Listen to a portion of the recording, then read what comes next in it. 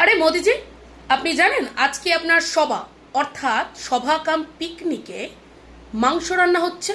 হ্যাঁ, জয় শ্রীরাম বলতে বলতে মাংস রান্না করছে আপনার সনাতনী ভক্তরা। যেই মাংস রান্নার উপর আপনাদের নানা রাজ্যে ফতোয়া জারি ছিল। দিল্লিতে বাঙালির মাছ মাংসের দোকান বন্ধর জন্য দিল্লির মুখ্যমন্ত্রী আওয়াজ তুললেন।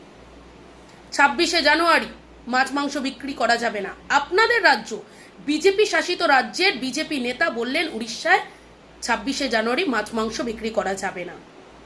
সর্বশেষ বন্দে ভারতের নিরামিষ খাওয়ার জন্য ফতোয়া জারি করলেন। তার পরবর্তীকালে আপনারা অবশ্য উইথড্র করে নিয়েছেন। ছট পুজো হোক কিংবা নবরাত্রি, বিভিন্ন রাজ্যগুলো অর্থাৎ আপনারা যে রাজ্যগুলোতে শাসন করছেন সেই রাজ্যগুলোতে মাছ মাংস বিক্রি হওয়া নিষেধাজ্ঞা। কিন্তু বাংলায়, যেই বাংলাকে আপনারা ধোকলা খাওয়ানোর স্বপ্ন দেখছেন, সেই বাঙালি আপনাদেরকে কচি পাঁঠার ঝোল এবং কাতলা মাছের কালিয়া রেঁধে খাওয়ানোর জন্য প্রস্তুত।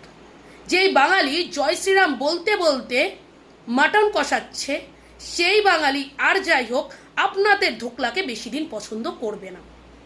তাই মোদিজি, আপনি বুঝে যান যে এই বাঙালি কি চায়। এই বাংলাকে বাংলার হাতে সুরক্ষিত থাকতে দিন। গুজরাট থেকে যদি মনে করেন এই বাংলাকে চালাবেন, তাহলে আপনার ধারণা সম্পূর্ণ ভুল। জয় বাংলা।